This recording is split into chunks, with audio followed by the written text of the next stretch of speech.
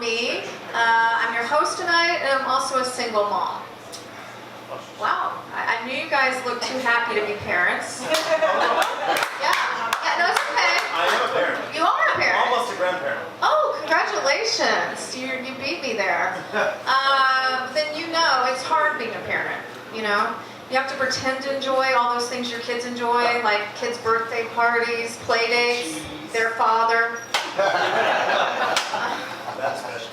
But you know what? I do surprisingly well on dating apps. And I think it's because my profile says that I don't want kids. And then they find out it's because I have 4. Yeah, I know 4 sounds like a lot, and it is, but I love being a mom. And you know what they say about having kids? It's a lot like making pancakes. First one's kind of fucked up. Probably should have thrown it away. As far as I know, it's still legal to laugh at that joke. But I think having kids is a lot more like eating pancakes. You always regret having your 4th one. Yeah, in case you guys were wondering, none of my pancakes like that joke. Especially my first pancake. And she had a big birthday this summer. She actually turned 30, you guys. Yeah, I know. I couldn't believe it. And I felt like since she'd got to be that age, it was about time I sat her down and gave her some real motherly advice. And I was like, honey, it's about time you started lying about your age, so I don't have to quit lying about mine. But you know what, you guys? I actually have a big birthday next week. Anybody else a Virgo around here? Yeah? Some a Virgo? Huh? Libra? I'm beating you to it a little bit. Do you like your birthday? Some people don't because it makes them feel older, right? But I actually like my birthday because I feel like I'm still young, I'm still vibrant, I'm still dating 26-year-olds, you know. But yeah, next week on September 13th, I'm actually turning 50, you guys. Yeah.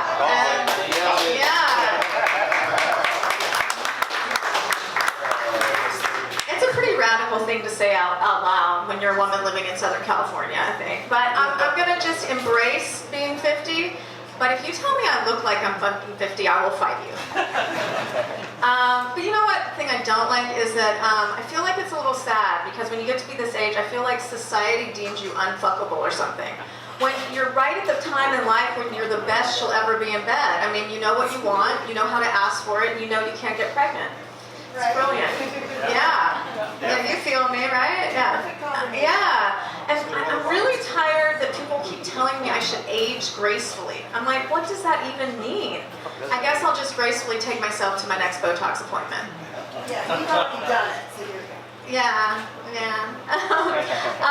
But you know what?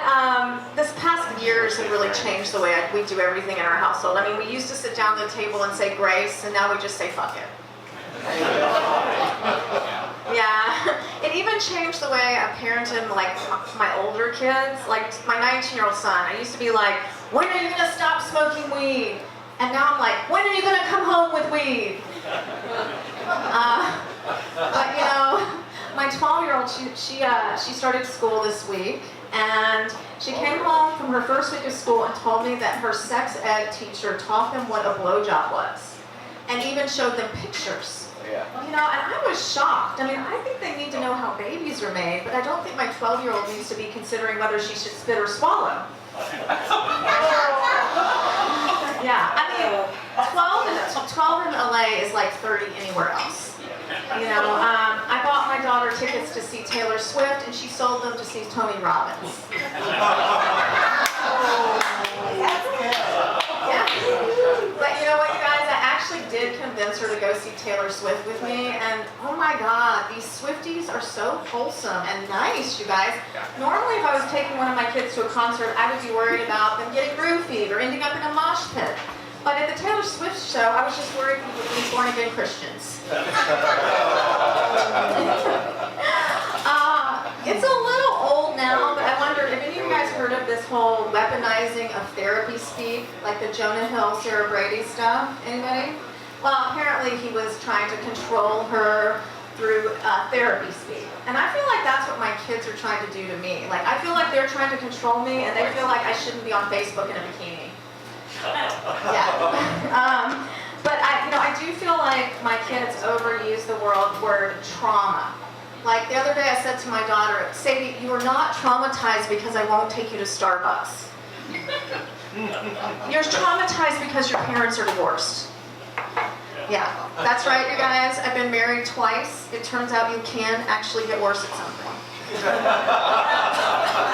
Don't make that mistake again. Oh, I've done it twice. Like 3 times I don't think is a charm. I don't think so.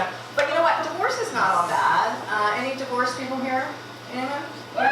Yeah. I mean, divorce is not all bad, especially for women. I mean, my girlfriends and I talk about something we call the divorce diet. When one of us gets divorced, we lose 10 pounds, we look and feel so much better. But I don't think the same is true for men. They seem so sad. And I think it's because they don't have the same emotional support from their guy friends. I mean, I can't see guys sitting around being like, bro, she was totally dimming your light. Let's go on a cleanse and take a pole dancing class. Dude, it is so empowering. Anyway, I'm not just a mom, I'm also a dog mom. Any crazy dog people here? Yeah? Yeah? Anybody have a dog birthday party? Yeah?